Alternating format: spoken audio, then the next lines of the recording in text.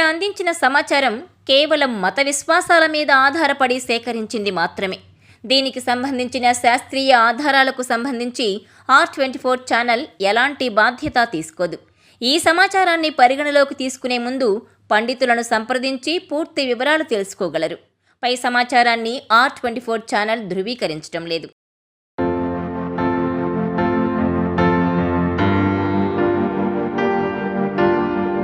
కొంతమంది కొత్త పెయింటింగ్స్తో ఇంటిని అందంగా అలంకరించుకోవాలని అనుకుంటారు. ఈ మేరకు వాస్తు పండితులు కొన్ని చిట్కాలు సూచిస్తున్నారు.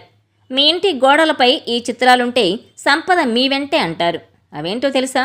Watch this R24 special.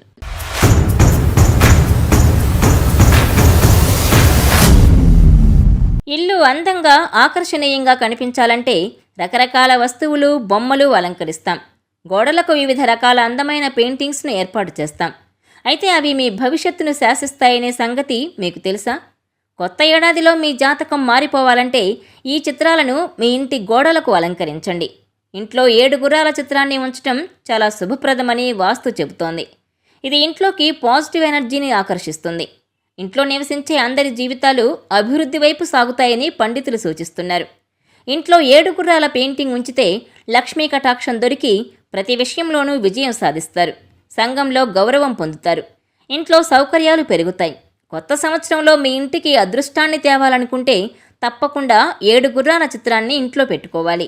7 గుర్రాల పెయింటింగ్ ఇంట్లో పెట్టుకోవాలనుకున్నప్పుడు కొన్ని నియమాలను పాటిస్తే మంచి ఫలితాలు పొందవచ్చు. గుర్రాలన్నీ స్పష్టంగా కనిపించాలి. గుర్రాలను పగ్గాలతో బంధించి ఉంచకూడదు.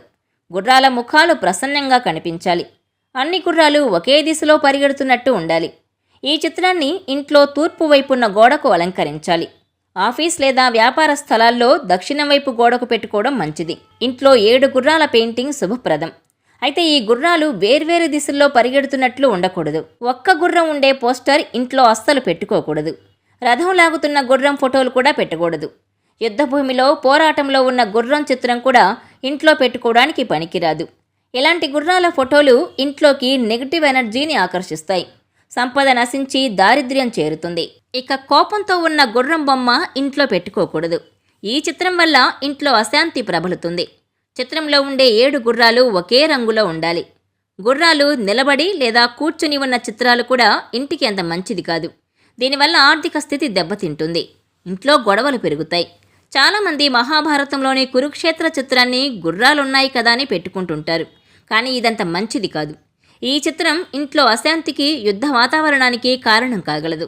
ఆగ్నేయ దిశలో శ్రీకృష్ణుడి చిత్రపటం పెట్టుకుంటే ఇంట్లో దివ్యశక్తి ధారాళంగా వస్తుంది.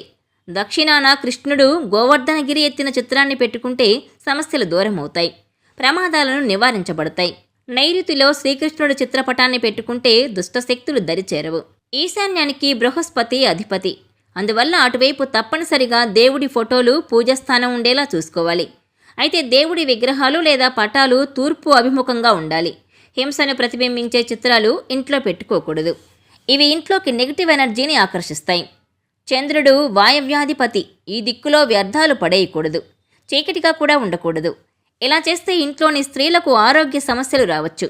ఇంట్లో వస్తువులను అమర్చే సమయంలో లేదా అలంకార వస్తువులు పెట్టుకునే సమయంలో వాస్తును అనుసరించి అవి ఇంట్లో ఉండొచ్చో లేదా ఒకవేళ ఉంటే ఎక్కడ, ఏ దిశలో ఉండాలి వంటి అన్ని విషయాలను కూలంకషంగా తెలుసుకుని ఇంటికి ఇంటీరియర్స్ చేయించుకుంటే ఇల్లు అందంగా ఉండడం మాత్రమే కాదు, ఎనర్జెటిక్గా కూడా ఉంటుంది.